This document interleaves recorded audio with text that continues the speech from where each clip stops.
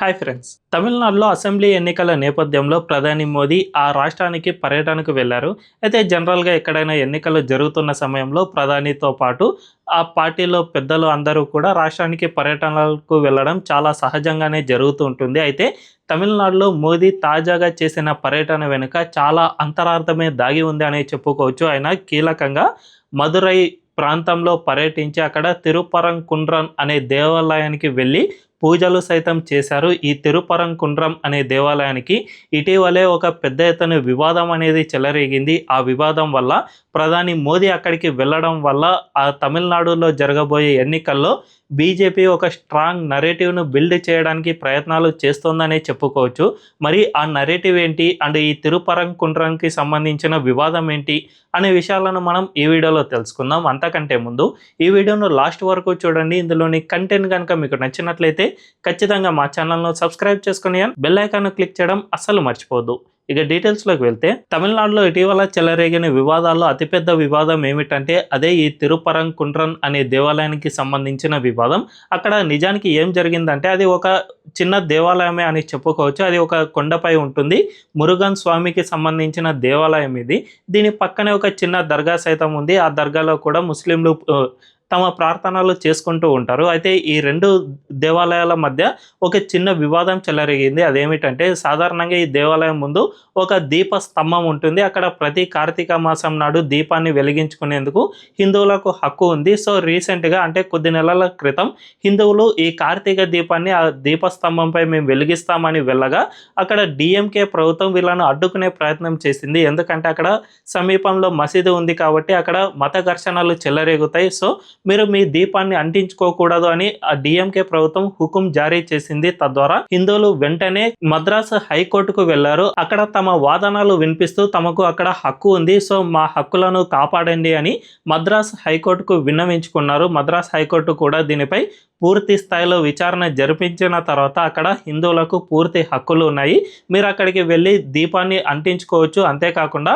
తమిళనాడులో డీఎంకే ప్రభుత్వం ఏదైతే ఉందో ఆ ప్రభుత్వం వీళ్లకు పూర్తి రక్షణ కల్పించాలి అని కూడా మద్రాస్ హైకోర్టు ఆదేశాలు జారీ చేసింది. అయినా కూడా డీఎంకే ప్రభుత్వం దీన్ని అస్సలు అంగీకరించలేదు. జనరల్‌గా ఏ రాష్ట్రంలో అయినా ఒక్కసారి హైకోర్టులు తీర్పులు ఇచ్చాయంటే ఖచ్చితంగా దాన్ని అన్ని రాష్ట్ర ప్రభుత్వాలు అమలు చేస్తూ ఉంటాయి. కానీ డీఎంకే ప్రభుత్వం అక్కడ కూడా అడ్డుకునే ప్రయత్నం చేసింది. పూర్తిగా హిందువులను ఈ కార్తీక దీపాన్ని వెలిగించుకునేందుకు అస్సలు అనుమతించలేదు. తద్వారా ఇదొక రాష్ట్రంలో పెద్ద వివాదంగా చెలరేగింది.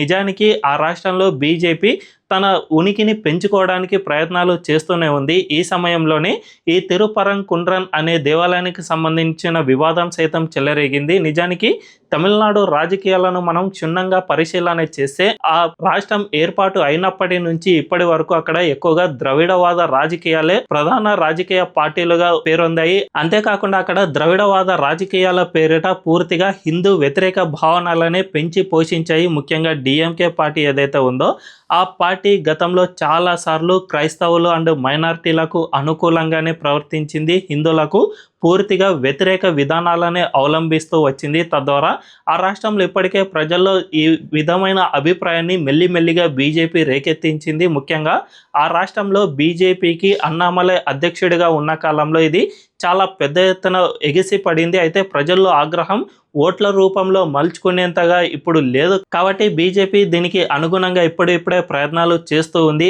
ఆ రాష్ట్రంలో ఇలాంటి ఇష్యూస్ను టేకప్ చేస్తూ వస్తుంది. సో అందులో భాగంగానే ఈ తిరుపరంకుండ్రం దేవాలయానికి మోదీ వెళ్లారని చెప్పుకోవచ్చు.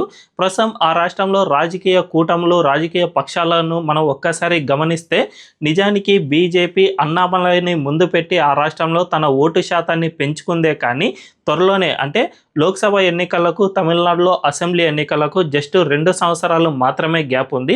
లోక్సభ ఎన్నికలకు బీజేపీ బాగానే పెరిగింది కానీ పూర్తి స్థాయిలో ఆ పార్టీ గెలుపొందేంతగా పెరగలేదు. కాబట్టి ఖచ్చితంగా ఆ రాష్ట్రంలో ప్రస్తుతం ఉన్న డీఎంకే ప్రభుత్వాన్ని అయితే గద్దె దించేసేయాలి. తద్వారా అన్నా డీఎంకే ప్రభుత్వాన్ని తాము అధికారంలోకి తీసుకువస్తే భవిష్యత్తులో ఖచ్చితంగా ఈ సనాతన ధర్మ మూలాలు ఆ రాష్ట్రంలో పెరుగుతాయి అని కేంద్రంలోని మోదీ అండ్ అమిత్ షాలు గుర్తించారు. అందువల్లనే అన్నామలైని సైతం పక్కన పెట్టేసి ఆ రాష్ట్రంలో అన్నా డిఎంకేకు మద్దతిస్తూ పూర్తిగా అన్నా డిఎంకే కూటమిని గెలుపొందేలా చేయాలి అనే విధంగా వీళ్ళు ప్రయత్నాలు చేస్తూ ఉన్నారు. అందులో భాగంగానే బీజేపీ కూడా తన వంతు ప్రయత్నాలు చేస్తోందనే చెప్పుకోవచ్చు. ఇప్పటికే ఆ రాష్ట్రంలో అమిత్ షాతో పాటు మోదీ సుడిగాలి పర్యటనలే చేస్తూ ఉన్నారని చెప్పుకోవాలి.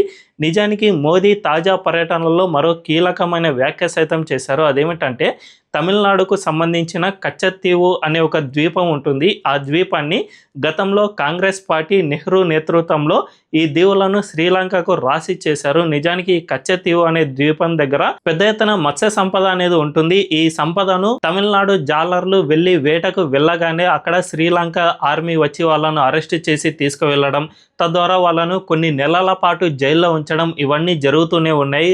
ఈ విషయంలో రెండు దేశాల మధ్య సరిహద్దు వివాదాలు అనేవి చాలా ఎక్కువగా చెలరేగుతూనే ఉన్నాయి.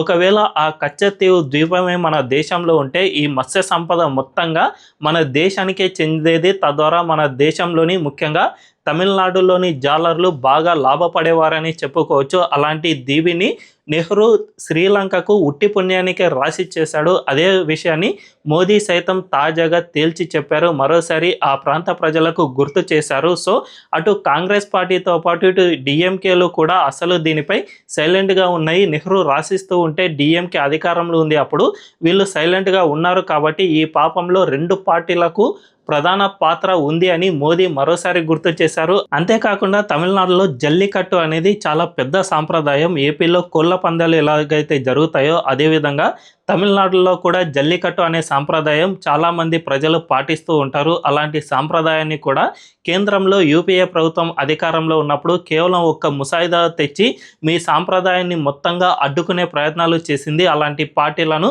తమిళ రాష్ట్ర ప్రజలు ఎట్టి పరిస్థితుల్లోనూ అంగీకరించవద్దు అని పిలుపునిచ్చారు. తద్వారా ఈ రెండు పార్టీలు హిందూ సనాతన ధర్మానికి వ్యతిరేకంగా ఎంతగా ప్రయత్నాలు చేస్తున్నాయో మోదీ వివరించే ప్రయత్నం చేశారు. మొత్తంగా చూసుకుంటే ఆ రాష్ట్రంలో బీజేపీ తన ఉనికిని చాటుకునేందుకు ముఖ్యంగా డిఎంకే ద్రవిడవాద పార్టీలతో తమిళనాడు రాష్ట్ర ప్రజలకు ఎంత నష్టం చేకూరుతుంది అనే విధానాన్ని ఆయన వివరించే ప్రయత్నం చేశారనే చెప్పుకోవచ్చు. మొత్తంగా చూసుకుంటే ఆ రాష్ట్రంలో వచ్చే అసెంబ్లీ ఎన్నికల్లో బీజేపీ కూటమితో విజయం సాధించాలి అని విశ్వ ప్రయత్నాలు చేస్తూనే ఉంది. ఈ విజయం త్వరలోనే సాకారం కావాలని మనందరం కోరుకుందాం. ముఖ్యంగా డిఎంకే పార్టీ కనుక గద్దె దిగితే భవిష్యత్తులో అంటే రాబోయే 5 లేదా 10 సంవత్సరాల్లో బీజేపీ అక్కడ పూర్తిగా పెనెట్రేట్ అయ్యేందుకు సైతం మూలాలు ఏర్పడుతాయి. కాబట్టి ఇటువంటి పరిస్థితి త్వరలోనే రావాలి అని మనందరం కోరుకుందాం.